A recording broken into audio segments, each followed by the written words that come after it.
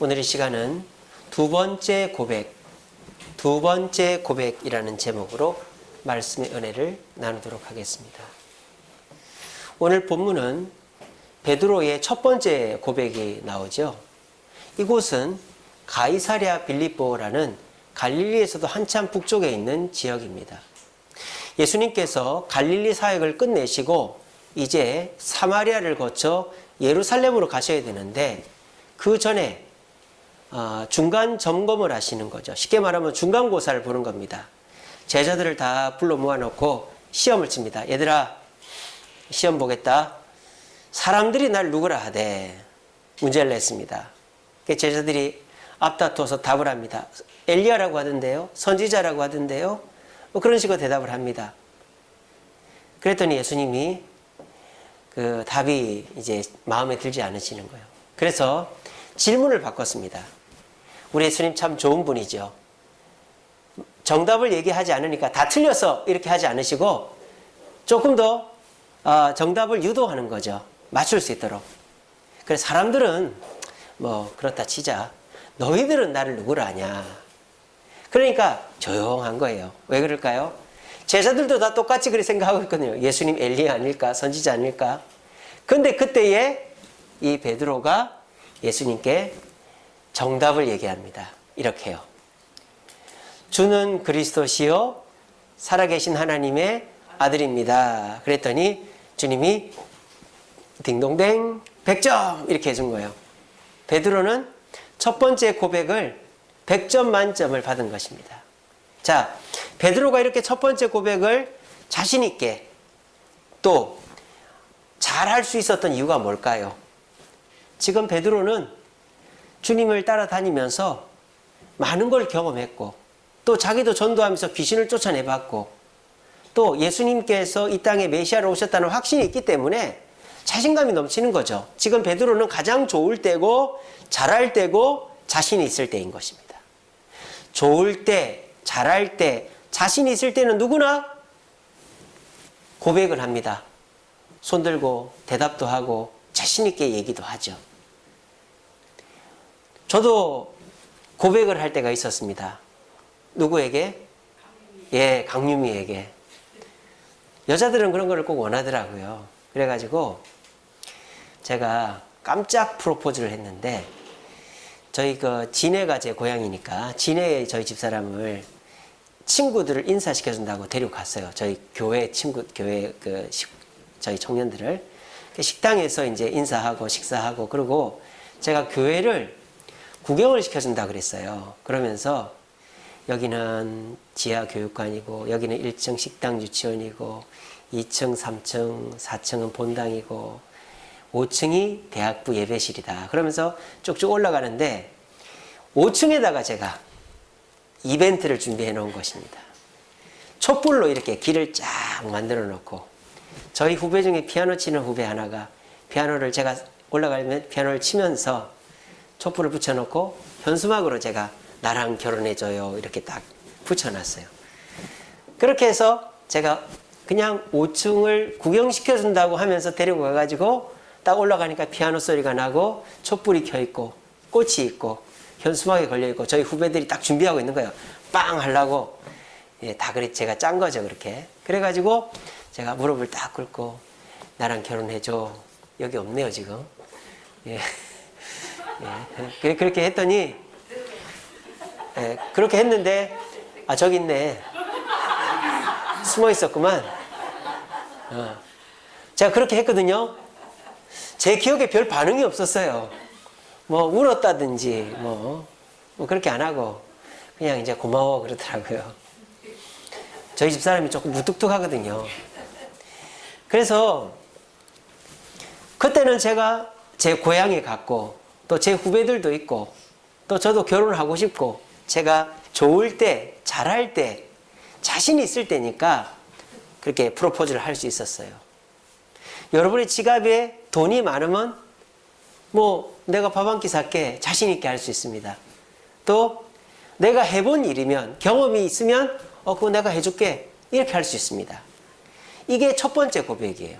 근데 사람은 언제나 이렇게 자신 있고 좋고 잘할 때만 있는 게 아니죠. 사람은 두 번째 고백을 잘해야 되는 거예요. 누구나 첫 번째 고백은 잘합니다. 베드로도 첫 번째 고백은 100점이었습니다. 근데 베드로는 두 번째 고백에서 실패할 뻔했어요. 베드로의 두 번째 고백이 언제입니까? 예수님 부활하셨습니다.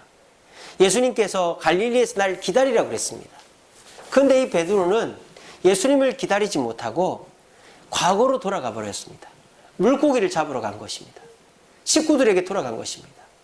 그래서 베드로가 물고기를 잡는데 안 잡히는 거예요. 뭐 잡힐 리가 없죠. 사명을 버리고 갔는데 자기가 하는 일이 잘 되겠어요? 그런데 멀찌감치서 누가 얘들아 와서 밥 먹어라. 물고기는 잡았냐 그러길래 못 잡았는데 오른쪽으로 그물 던져라. 오른쪽으로 그물 딱 내리니까 그물이 찢어질 정도로 잡힌 거예요. 그거를 경험한 베드로는 직감했죠. 저분이 예수님이구나. 베드로가 얼른 겉옷만 두르고 물가로 뛰어온 거죠. 그랬더니 예수님이 아침상을 차려놓고 기다리고 있는 것입니다. 그러면서 예수님이 베드로에게 물어보죠. 야 이놈의 자식아 왜 도망갔니? 너 나한테 혼날래? 종아리 걷어. 이렇게 하시는 게 아니라 아까 첫 번째 고백 때에도 제자들이 정답을 얘기 안 하니까 질문을 바꾸셨던 것처럼 두 번째 고백 때에도 베드로가 고백을 못할까 봐 베드로에게 네가 나를 뭐 하느냐? 사랑하느냐? 야단치거나 판단하지 않고 사랑하느냐 질문을 했습니다. 그것도 한 번이 아니라 세 번이나. 그랬더니 베드로가 뭐라고 대답합니까? 내가 주님을 사랑하는 줄 주님이 아십니다. 그러니까 예 사랑합니다. 뭐 이렇게 한다든지 잘못했습니다. 이럴 용기가 없으니까 예 주님 사랑한 줄 주님이 아시잖아요. 근데 이 고백도 주님은 어떻게 해요? 만족하게 받아주신 거예요. 그래서 베드로와 예수님 사이가 다시 어떻게 됩니까? 회복될 수 있었습니다. 우리가 여기서 아는 것은 사람의 관계는 만나고 고백해야만 유지된다라는 거예요. 서로가 갈등이 있을 수 있습니다. 사람이 어떻게 안 싸우고 살 수 있겠어요? 생김새가 다르고 성격이 다르고 자라온 환경이 다르니까 뭐 어떻게 보면 의견 차이가 날 수 있죠. 그럴 때 만나야 되는 거예요. 만나지 않으면 오해가 커집니다. 만나서도 서로가 자존심 부리고 서로가 그냥 네가 이기나 내가 이기나 따지고 이렇게 하면은 안 돼요. 만나서 어떻게 해야 됩니까? 서로가 좋은 말로 고백을 해야 되는 것이죠. 이때 베드로는 좋을 때였습니다. 잘할 때였습니다. 또 자신이 있을 때였습니다. 근데 이때 베드로는 어떻습니까? 갈릴리 호수에서 베드로는 나쁠 때였습니다. 잘 못할 때였습니다. 그리고 자신이 없을 때였습니다. 그래서 베드로는 예수님께 고백할 수가 없었어요. 그런데 예수님이 그 고백을 이끌어낸 겁니다. 그래서 베드로는 고백을 했습니다. 고백을 했더니 베드로는 회복되었고 예수님과도 회복되게 된 것입니다. 여러분들도 마찬가지입니다. 가족 간에, 형제 간에, 직장에서, 교회에서 누군가와 관계가 좋을 때야. 내가 도와줄게. 내가 밥 한 끼 살게. 참 잘한다. 너 최고다. 좋을 때 그 말 누가 못합니까? 근데 저 사람이 나랑 감정이 생기고 의견이 틀어지고 내가 불만이 있을 때 입을 딱 닫아버리는 거예요. 그러면은 대번에 표가 나거든요. 그러면은 상대방도 그걸 압니다. 그러면 어떻게 될까요? 점점 그 관계가 멀어지는 거죠. 그럴 때 어떻게 해야 됩니까? 주님 앞에 은혜 받은 자가, 먼저 된 자가, 저와 여러분들 같은 분이 예수님의 역할을 해야 되는 거예요. 저 사람이 자신 있을 때, 좋을 때, 또 잘할 때는 막 설치고 다니고 내가 뭐 모든 일을 다 할 것 같이 얘기하다가 자기가 좀 나쁘고 잘못하고 자신이 없으니까 쥐구멍에 찾아 들어가고 싶고 대화도 안 하고 그냥 피해 다니고 이런단 말이에요. 그럴 때 그 사람을 그냥 세상 사람들은 포기해버립니다. 너 안 만나면 그만이지 이래버립니다. 우리는 그렇게 하면 안 된다는 거예요. 가정에서, 직장에서, 교회에서 우리가 예수님의 역할을 해야 되는 거예요. 네가 나를 사랑하느냐라고 말입니다. 그렇게 해서 뭘 이끌어내야 돼요? 두 번째 고백을 이끌어내야 되는 거예요. 그리고 만약 이 자리에 계신 저와 여러분들이 누군가와 관계가 멀어졌는데 두 번째 고백을 해야 되는 당사자라고 한다면 여러분들은 이 말들을 할 수 있어야 됩니다. 힘이 들다. 그럼 어떻게 됩니까? 아, 나 괜찮아. 이렇게 하지 마시고 힘들다고 하십시오. 힘들다고 고백하십시오. 또 여러분이 뭔가 실수를 했어요. 실수를 했을 때 이 정도에 다 하는 거 아니야? 너도 그 전에 그랬잖아. 이러지 마시고 잘못했어. 용서해줘. 이 말을 할 수 있어야 됩니다.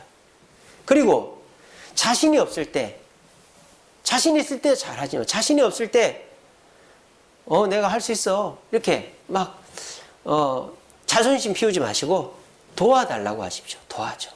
자, 저를 따라해 봅시다. 힘들어. 용서해줘. 도와줘. 여러분 그렇게 할 용기가 있으시길 바랍니다. 첫 번째 고백은 다 잘해요. 내가 낼게. 제가 하겠습니다. 나하고 같이 하자. 그런 말 자기가 힘 있고 능력 있으면 못할 사람이 누가 있습니까? 근데 내가 힘이 없고 나쁘고 잘못했을 때에는 도와줘. 힘들어. 용서해줘. 이 말이 참 안 나온단 말이에요. 근데 그 말을 해야 어떻게 됩니까? 그 관계가 오래 갑니다. 부부는 반드시 싸울 때가 있습니다.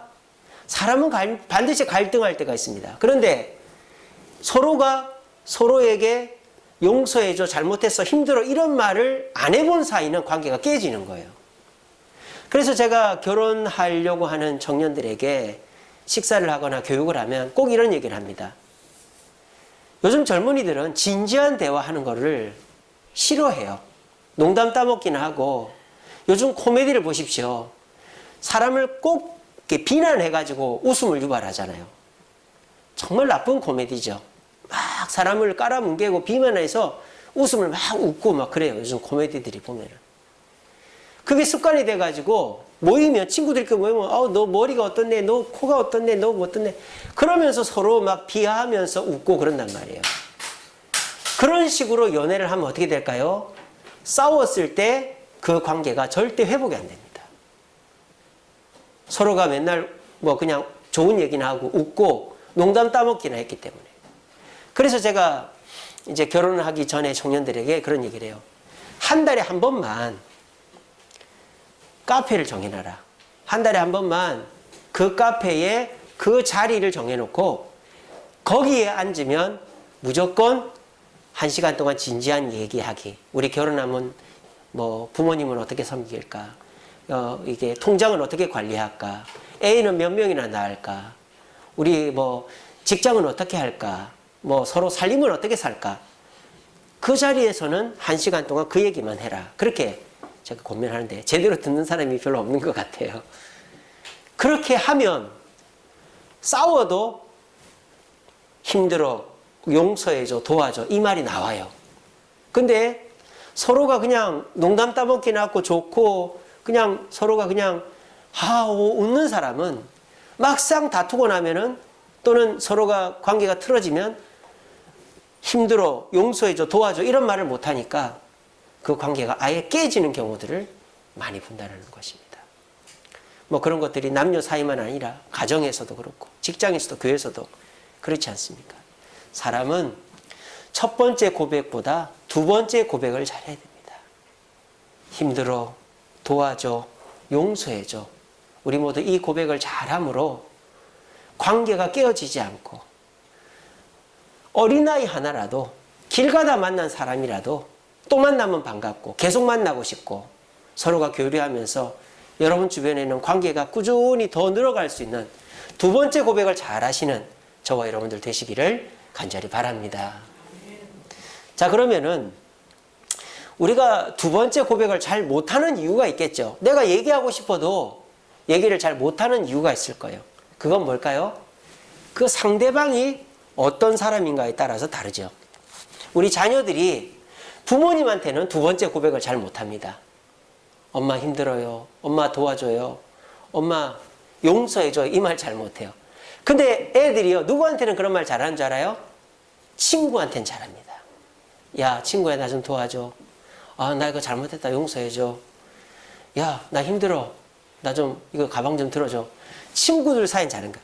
왜 친구한테는 두 번째 고백을 잘할까요? 친구가 내 말을 잘 들어줄 것 같으니까.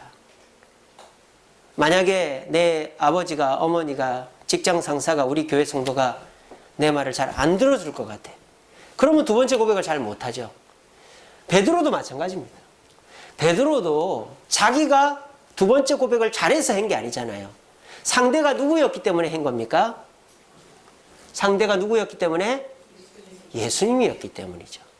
두 번째 고백에서 중요한 거는 고백의 대상입니다. 고백의 대상이 누구냐에 따라서 상대방은 쉽게 고백할 수 있습니다. 상담가들은요, 상대방이 나를 편안하게 느끼게끔 옷도 수수하게 입고 화장도 연하게 하고 복장도 그렇고 자세도 낮추고, 그래서 상대가 나를 편안하게 느끼게 해야만 상담이 이루어지죠. 왜냐? 그래야 상대방이 마음을 열기 때문입니다. 여러분, 세상 사람들은요, 내가 힘들다고 해도 무시하고 용서해달라고 해도 더 화내고 뭐 도와달라고 해도 안 도와주겠지만 우리 예수님은 전혀 그런 분이 아닙니다. 제가 오전에도 설교했지 않습니까?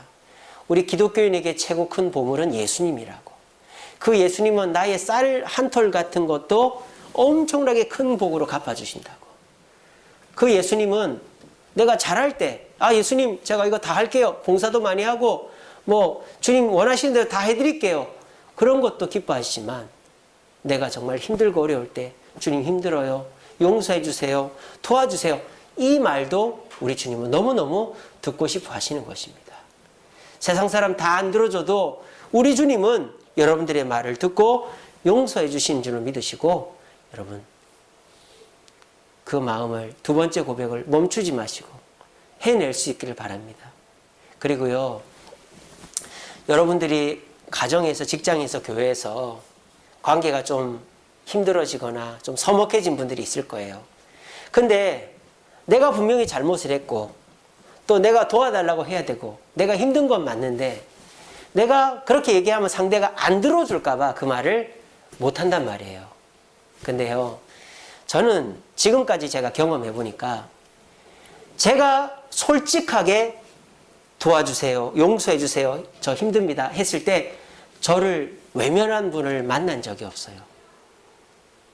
저희 교회에서도 우리 성도님들, 우리 장로님, 우리 권사님들한테 제가 잘못했습니다, 용서해 주세요, 도와주세요, 저 힘들어요 했을 때 목사님 왜 그거밖에 못해요? 그렇게 말하는 사람 아무도 없었어요. 저희 집사람한테도 남자가 돼가지고 이런 것도 못한다고 하면은 집사람이 무시하겠지? 아닙니다. 제가 막 힘들면 힘들다고 하면은 당신 가만히 있으라고, 내가 다 나서서 해줄 테니까, 뭐 그런다니까요. 그리고 아무리 내가 저 사람이 나한테 잘못했어도 내가 정말 솔직하게 얘기하면 그 우락부락한 사람도 내 말을 받아주더라고요. 그러니까 오히려 내 두 번째 고백을 막는 것은 그 사람이 아니라 사탄 마귀인 것이죠. 마귀가 내가 저 사람하고 진솔한 대화를 해서 관계가 회복되는 걸 싫어하기 때문에 나한테 오해를 심는 겁니다. 오해를. 지난주 설교 제목처럼 미혹하는 것이죠. 여러분들 꼭 기억하십시오. 여러분들이 화해하려고 하는 그 사람, 여러분들이 저 사람이랑 화해해야 되겠다, 그 사람 절대 나쁜 사람 아닙니다. 사람이 너무 사람을 좁게 보면 그 서로가 갈등하는 그것만 봐요. 근데 넓게 보십시오. 그 사람하고 지금까지 10년, 20년 같이 살아온 거, 그 사람이 나한테 잘해준 거를 다 생각하면 내가 잘못했다고 하면 다 받아줍니다. 그렇게 해서 우리들 첫 번째 고백만 잘하지 마시고 두 번째 고백을 잘할 수 있기를 바랍니다. 그리고 두 번째 고백을 우리가 잘하려면 어떻게 해야 되느냐? 우리가 고백하는 자세가 중요하죠. 오늘 베드로는 뭐라고 합니까? 주님이 다 아신다고 얘기합니다. 이건 뭔 뜻입니까? 판단을 주님께 맡기는 것이죠. 내가 주님을 사랑한다고 말할 수도 있지만 내가 사랑한다고 하면서 이렇게 도망 나와 물고기 잡으면 내가 말할 그런 모습이 아니잖아요. 그래서 베드로가 예수님께 제가 부끄럽지만 제가 주님을 사랑하긴 하는데 주님이 다 아시지 않습니까? 그렇게 얘기한 것입니다. 우리가 고백을 할 때 잘해야 돼요. 고백할 때까지도 자존심 부리면서 어떡하라고, 나도 잘못했는데 너도 잘못했잖아. 이런 식으로 해버리면 그 두 번째 고백은 오히려 더 갈등을 키워내버리는 것입니다. 이왕 상대랑 잘 지내려고 고백하면 내가 잘못했다고 해야지, 나도 잘못했지만 너도 잘못했잖아, 그렇게 하면은 이게 될 것도 안 되는 거예요. 또 내가 잘못했는데 너도 이거는 고쳐야 돼, 이런 식으로 해서는 안 됩니다. 두 번째 고백은 상대방에게 나를 낮추어 들어가서 내가 잘못했어, 용서해줘, 내가 힘들어, 도와줘, 이렇게 해야만 상대도 나도 잘못했어 라고 나오는 것입니다. 우리가 가정에서, 직장에서, 교회에서 마음으로 그래 저 사람이랑 이제 좀 잘 지내야 되겠다 하고 두 번째 고백을 하려고 하는데 그때에 자존심이 나고 상대방 얼굴을 보자마자 나도 내가 너무 굽신거리면 안 되겠지. 여러분, 그런 거 없습니다. 부모 자식 간에 굽신거리고 그런 게 어디 있습니까? 성도 간에 굽신거리고 그런 거 어디 있습니까? 서로가 평화하면 그게 제일 좋은 거죠. 부부 간에 서로가 낮고 높은 게 어디 있겠습니까? 우리가 이왕 화목하려고 한다면 내가 겸손한 자세로 두 번째 고백을 함으로 여러분들 갈등하고 있는 사람과 주님과 화목해지는 저와 여러분들 되시기를 간절히 바랍니다. 마지막으로 베드로가 고백한 다음에 어떻게 합니까? 예수님이 뭐라고 하죠? 내 양을 치라, 먹이라 라고 말씀하시죠. 근데 베드로가 그거를 순종합니다. 어떻게까지 순종합니까? 죽기까지 순종합니다. 네로가 로마에 있는 기독교인들을 박해할 때 베드로가 몰래 도망을 쳤어요. 근데 이제 전설이죠, 이야기죠. 베드로가 도망을 치는데 어떤 사람이 십자가를 지고 로마로 도로 들어가는 거예요. 그래서 베드로가 그분에게 뭐라고 합니까? 코바디스 도미네 그러지 않습니까? 주여 어디로 가십니까? 그렇게 얘기하죠. 그때 그 십자가를 지고 가시는 분이 네가 도망가는 로마에 가서 죽으러 간다 그런 거예요. 코바디스 도미네, 주여 어디로 가십니까? 거기에 베드로가 회개하고 다시 로마로 가서 거꾸로 십자가에 달려 죽었다 하는 이야기가 있죠. 베드로는 예수님께 두 번째 고백을 하고 예수님의 사명에 순종, 어떻게 죽기까지 순종했습니다. 우리도 마찬가지입니다.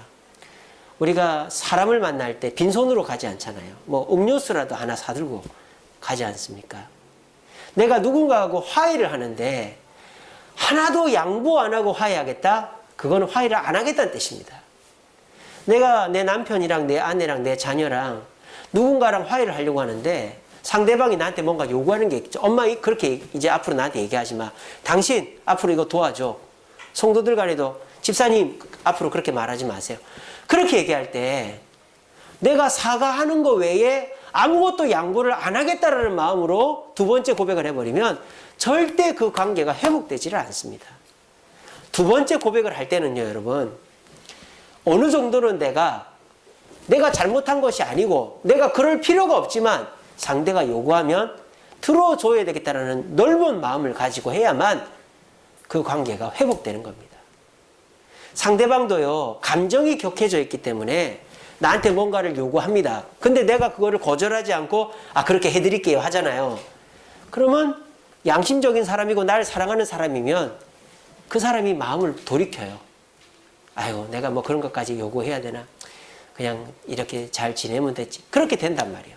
근데 내가 굳죽어도 난 그런 거 못합니다. 그러면 그 관계가 절대로 회복이 될 수가 없는 것입니다. 이것이 두 번째 고백을 할 때 어떤 자세로, 어떤 순종의 마음으로 고백하는가가 중요하다는 것입니다. 오늘 베드로는요, 이 두 번째 고백을 성공해서 수제자로서의 역할을 꾸준히 감당했습니다. 아버지, 결혼했다고 아버지 되는 거 아닙니다. 어머니, 애 낳았다고 어머니 되는 거 아닙니다. 사장님, 내 아버지가 사장이니까 나도 영원토록 사장 천년만년 할 것 같습니까? 아닙니다. 목사, 제가 목사지만은 여기서 계속 목회할 수 있을 것 같습니까? 어림도 없습니다. 저도 어떻게 될지 몰라요. 이 세상의 자리는 영원한 것이 없어요.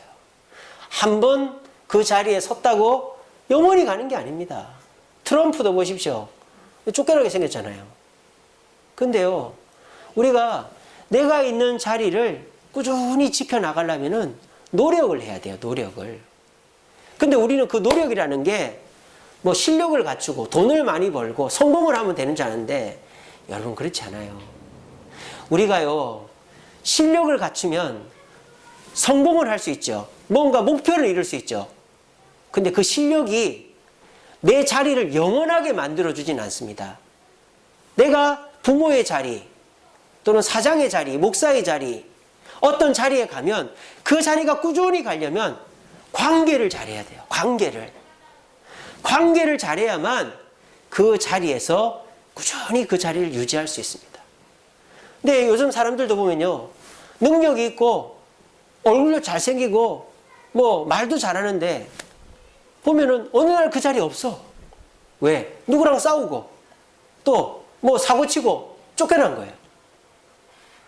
우리 목사님들도 보면은 설교를 잘하고 목회를 잘하고 유학 갔다 오고 이거보다도 인격이 좋아야 되는 거예요. 어떤 성도를 만나도, 어떤 얘기를 들어도, 어떤 요구를 들어도 그거를 수용하고 협력하고 같이 풀어갈 수 있는 인격이 없으면 5년도 안 돼서 쫓겨나는 목사들이 얼마나 많은지 몰라요. 그런 것처럼 저와 여러분들이 첫 번째 고백을 잘해서 성공해가지고 뭐 아버지가 되고 어머니가 되고 뭐 사장이 되고 목사가 되고 대통령이 되고 국회의원이 되고, 근데 그게 두 번째 고백을 잘 못하면 그 자리를 유지할 수가 없는. 왜? 사람은 항상 성공하고 잘할 수가 없으니까. 그러니까 우리는 언제든지 준비를 하고 있어야 돼요. 어떤 준비? 나도 잘 못할 수 있다. 나도 실수할 수 있다. 그때 힘들어, 도와줘, 용서해줘, 이 말을 해야지. 이게 준비가 안 돼 있으면 부러져 버려요. 그 자리에서 어느 날 없어져 버려요. 그래서 여러분들 마음속으로 두 번째 고백을 준비해 놓고, 내가 힘들 때, 실수했을 때 자존심 내려놓고 고개를 숙이고 상대방과 다시 화목함으로 관계를 회복하여 여러분의 가정이, 직장이, 교회가 온전하고 그 관계가 계속 유지되어질 수 있기를 간절히 바랍니다. 말씀을 맺겠습니다. 우리 말씀 같이 읽읍시다. 시작. 만일 우리가 우리 죄를 자백하면 우리 죄를 사하시며 우리를 모든 불의에서 깨끗게 하실 것이요. 우리가 주님 앞에 해야 될 가장 많은 말이 뭘까요? 잘못했습니다입니다. 그렇지 않습니까? 주님 사랑합니다. 주님 감사합니다. 주님 잘하겠습니다. 이런 말도 중요하지만 우리가 가장 많이 해야 될 말이 주님 잘못했습니다. 용서해 주세요. 이 말을 해야 됩니다. 근데 요즘 사람들이 워낙 사람들한테도 잘못했다, 용서해달라 이 말을 안 하다 보니까 요즘 사람들이 기도할 때에도 회개기도 안 하고 주님한테 잘못했다는 말을 안 하는 거예요. 그러니까 그 기도가 응답될 리가 없는 것입니다. 여러분, 우리는 두 번째 고백을 잘해야 돼요. 잘 될 때 고백이 아니라 내가 잘못했을 때, 힘들 때, 어려울 때 그 고백을 잘하는 사람이 오래 갈 수 있습니다. 그리고 우리 주님은 어떤 고백이라도 받아들일 수 있는 넓은 가슴과 사랑이 있으신 분입니다.